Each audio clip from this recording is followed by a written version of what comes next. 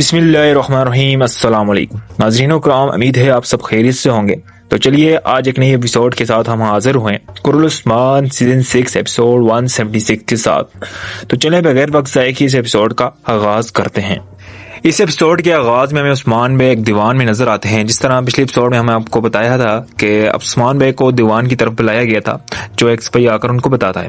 تو دراصل اس ایپیسوڈ کے آغاز میں ہمیں وہ دیوان میں نظر آتے ہیں جہاں بیگم خاتون ان سے کہتی ہیں جس کسی کی مصیبت کا ہم سامنا کر رہے ہیں اس سے لڑنا بہت مشکل ہے، اسی لیے ہمیں احتیاطی تدابیر اپنانی ہوگی۔ اس کے بعد عثمان بے چہرکوتائی کی طرف بڑھتے ہیں اور اس سے پوچھتے ہیں آپ بتاؤ آپ کو کیا کرنا چاہیے، یعنی یہ جنگی حالات کیسے ہیں، اس کے مطابق آپ کا کیا خیال ہے کہ ہمیں کیا کرنا چاہیے۔ تو چہرکوتائی اس کے جواب میں دیتا ہے جہاندری اور گرمیانی منگولوں کے سامنے سر جھکا چکے ہیں اور بیگم خاتون اس سے واقف ہو چکی ہیں، تو پھر ہمیں ان کا ساتھ کیوں مانگنا چاہیے، ہمیں اپنی ہی ایک علیحدہ اجتماعی فوج بنانی چاہیے۔ اور چہرکوتائی سمپل ہو کر کہتا ہے مختصر یہ کہ بیگم خاتون کا جو مشورہ ہے وہ درست نہیں ہے، کیونکہ وہ گرمیانی اور جلندری جتنے بھی قبیلے ہیں ان کو ساتھ اپنانے کا کہہ رہی ہیں، لیکن وہ تو پہلے ہی منگولوں کے آگے سر جھکا چکے ہیں، اس لیے میرے کہنے کے مطابق بیگم خاتون کا جو مشورہ ہے وہ ٹھیک نہیں ہے۔ اور ان کی تاکید کرتے ہوئے ساروکا بھی کہتے ہیں حضور میرا خیال ہے کہ چہرکوتائی صاحب درست فرما رہے ہیں، بیگم خاتون کا مشورہ درست نہیں ہے۔ تو بیگم ساروکا سے کہتی ہے آپ ابھی نئے تازہ سردار بنے ہیں، ابھی آپ کو کچھ نہیں پتا، جس کے جواب میں عثمان بے کہتے ہیں صحیح اور درست میں تمیز کرنا یہ جانتے ہیں اور یہ اس میں باقی ماہر ہیں۔ اور عثمان بے مزید کہتے ہیں منگولوں کے سامنے سر جھکانے والوں پر ہم بھروسہ نہیں کیا کر سکتے، ہم کیسے ان پر بھروسہ کر سکتے ہیں، کل کو اگر ہم ان جنگ میں جاتے ہیں اور انہوں نے منگولوں کا ساتھ دیا تو ہمارے کتنے معصوم لوگوں کی جانیں جائیں گی، اس لیے ہم ان کا ساتھ نہیں لیں گے۔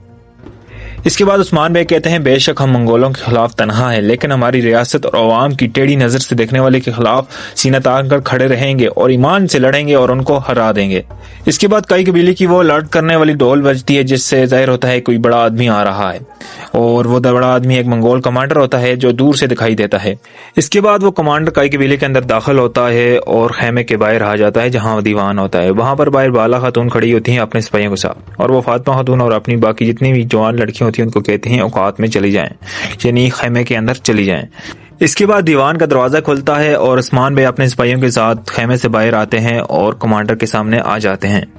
تبھی عثمان بے کا ایک سپاہی عثمان بے کے پاس آتا اور کہتا ہے منگول کمانڈر لوگان آیا ہے۔ ہمارے سپاہی ارد گرد موجود بھی تھی لیکن اس کو نہیں دیکھ پائے، پتہ نہیں یہ کیسے اندر آ گیا اور یہ اپنی بڑی فوج کے ساتھ ہمیں نظر ہی نہیں آیا۔ اس کے بعد بیگم خاتون کہتی ہیں ہم باتیں ہی کر رہے تھے اور مصیبت دروازے تک آئی پہنچی، اور وہ عثمان بے سے پوچھتی ہیں اب ہم کیا کرنا چاہیے حضور، جس کے جواب میں عثمان بے کہتے ہیں جس طرح یہ آئے ہیں ان کا انجام ویسا ہی ہوگا۔ اس کے بعد اولوگن کمانڈر عثمان بے سے کہتا ہے سپاہیوں کی نظروں میں آئے بغیر ہمارا یہاں آنے پر سپاہیوں سے ناراض مت ہونا، یہ ہماری اپنی قبیلیت ہے۔ اس کے بعد کمانڈر اولوگن مزید کہتا ہے کہ ہم کراسی صاحب سے بیعت لے چکے ہیں اور پہاڑی سلسلہ عبور کر کے ہم یہاں پہنچے ہیں۔ کمانڈر اولوگن مزید کہتے ہیں کہ اب تم میں بھی بیعت کرنی ہوگی، اور اگر ہم یہاں پر بنا بتائے آ سکتے ہیں، یعنی تم فضا میں اڑتے رہنا، تمہیں پتہ ہی نہیں ہم کب آئیں گے اور کب تم لوگوں کو دبا کر کے چلے جائیں گے۔ اس کے بعد کمانڈر اولوگن اپنے گھوڑے سے اترتا ہے اور عثمان بے کی جانب بڑھتا ہے۔ اس کے بعد عثمان بے کہتے ہیں زمین آسمان اور اس کے مابین ہر چیز کی میں قسم کھاتا ہوں جب تک تم لوگوں جیسے لوگ ہماری زمینوں پہ آتے رہیں گے ہم ہمیشہ تیز دار تلواروں کی طرح پیش آتے رہیں گے۔ اس کے جواب میں اولوگن سردار کہتا ہے، یعنی کمانڈر کہتا ہے جنگ کے لیے ہمیشہ تیار رہتے ہو نا عثمان سردار، لیکن میں یہاں جنگ کے بارے میں چیک کرنے نہیں آیا، میں یہاں تمہیں متعارف کرانے آیا ہوں۔ اس کے بعد کمانڈر اولوگن کہتا ہے کہ ہمارا ایک سفیر تم لوگوں کے پاس آیا تھا، نہ تو وہ خود لوٹا اور نہ تمہارا کوئی جواب آیا، ہم اسی سفیر کے بارے میں پتہ کرنے آئے ہیں۔ تو کمانڈر اولوگن کہتا ہے کہ میں نے سوچا کیوں نہ عثمان بے کے پاس چلتے ہیں اور مہمان نوازی کا لطف اٹھاتے ہیں۔ اس کے جواب میں عثمان بے کہتے ہیں ہاں تمہارے اس سفیر کے بارے میں ضرور بات کریں گے ہم، لیکن اس سے پہلے اپنے نوکروں سے کہو مہمان بن کر آئے ہیں تو مہمان بن کر رہیں، ورنہ تم جانتے ہو کہ ان کی حالات کیا ہوں گے۔ اس کے بعد وہ عثمان بے کو اور اولوگن جو سردار کمانڈر ہوتا ہے اس کے ساتھ اندر چلے جاتے ہیں۔ تو ناظرین اکرام یہ تھی قرۃ العثمان سیزن 6 ایپیسوڈ 176 کا پارٹ نمبر 2۔ امید ہے آپ کو یہ ایپیسوڈ پسند آئی ہوگی، ہو سکے تو اس چینل کو سبسکرائب کریں، اگر ویڈیو پسند آئی ہے تو ویڈیو کو لائک کریں، چینل کو شیئر کریں، اور جتنے بھی قرۃ العثمان دیکھنے والے دوست ہیں ان کے ساتھ یہ ویڈیو ضرور شیئر کریں۔ آج کے لیے اتنا ہی دوستو، پھر ملتے ہیں، خدا حافظ۔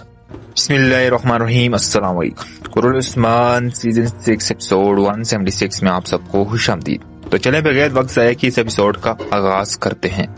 اس ایپیسوڈ کے آغاز میں ہمیں کئی قبیلہ دکھایا جاتا ہے جہاں عثمان بھائی اپنے بیٹوں کے ہمراہ چل رہے ہوتے ہیں اور گھوڑوں کی طرف جا رہے ہوتے ہیں، جہاں وہ اپنے بیٹوں سے کہتے ہیں کہ ایک طرف ہمیں منگولوں کا سامنا کرنا ہے اور دوسری طرف ہم کافروں کو بھی نظر انداز نہیں کر سکتے اور ہم انہیں آرام کا موقع نہیں دیں گے۔ تو اس کے جواب میں علاؤدین بھائی کہتے ہیں اگر اجازت ہو بابا تو میں اپنی تیاری مکمل کر لوں، جس کے جواب میں عثمان بھائی ہاں کرتے ہوئے کہتے ہیں اللہ کرے تمہارا راستہ آسان ہو بیٹا، سلامت رہو بیٹا۔ اور عثمان بھائی کا بیٹا علاؤدین حق ہے اللہ اور سچ اللہ کہہ کر وہاں سے نکل جاتا ہے۔ اسی وقت عثمان بھائی کو سردار کی آواز آتی ہے جو البے کی طرف سے دی جاتی ہے اور وہ عثمان بھائی کا ایک گھوڑا لے کر آ رہا ہوتا ہے، جہاں پہ البے عثمان بھائی سے کہتا ہے سردار آپ نے کہا تھا کہ میرے لیے گھوڑوں کی خدمت ختم ہوگی ہے، لیکن اہل تاتون جو گھوڑے کا نام ہوتا ہے اس کی خدمت میرے لیے باعث عزت ہے، جس کے جواب میں عثمان بھائی کہتے ہیں سدا خوش رہو البے۔ اس کے بعد عثمان بھائی کئی قبیلے کے لوہار کے پاس جاتے ہیں اور وہ تلوار بنا رہا ہوتا ہے تو اس کی ساتھ مدد کرتے ہوئے اس کے ساتھ ضرب لگاتے ہیں اور کہتے ہیں حق اللہ اور سچ اللہ۔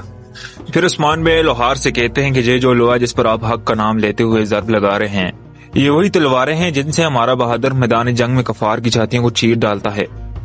عثمان بھائی کہتے ہیں میرے بہادروں یہ تلواریں جتنی بھی ہیں وہ حق اللہ کے نام کو پھیلانے کے لیے یہ تلواریں بنائی جاتی ہیں تاکہ تم کفار کے سینے چیر سکو اور اللہ کے نام کو آگے لے کر جا سکو، اور ہم اتنی تلواریں بنائیں گے کہ ہماری فوج میں کوئی بھی سپاہی بے تلوار نہ رہے۔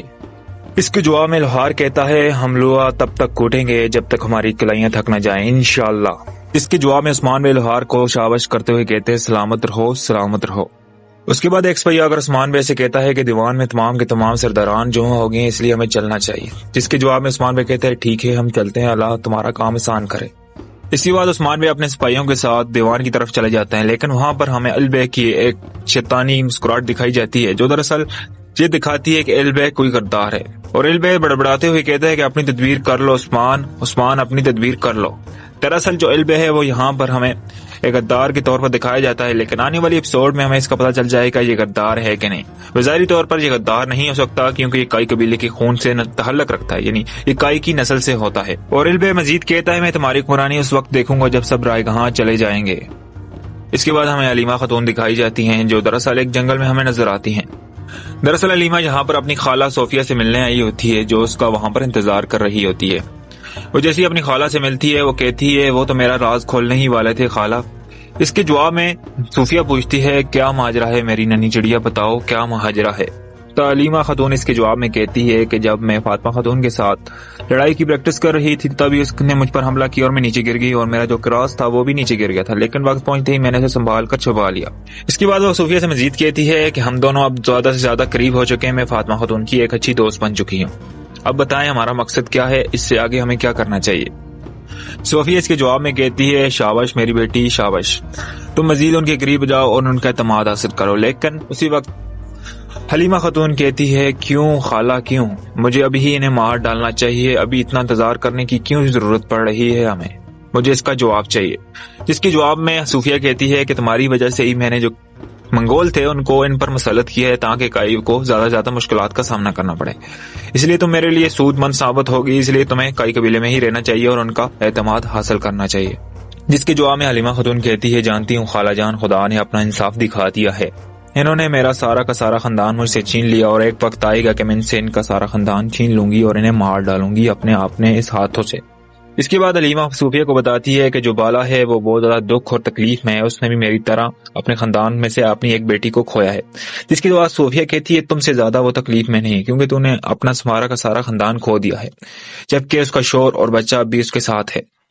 ناظرین اکرام یہ تھی آج کی ایپیسوڈ کا ایک چھوٹا سا پارٹ 2 کل جو ہے اس چینل پر اپلوڈ کیا جائے گا، تو ہو سکے اس چینل کو سبسکرائب کریں، ویڈیو اچھی لگی ہو تو لائک کریں اور اس ویڈیو کو دوستوں کے ساتھ ضرور شیئر کریں۔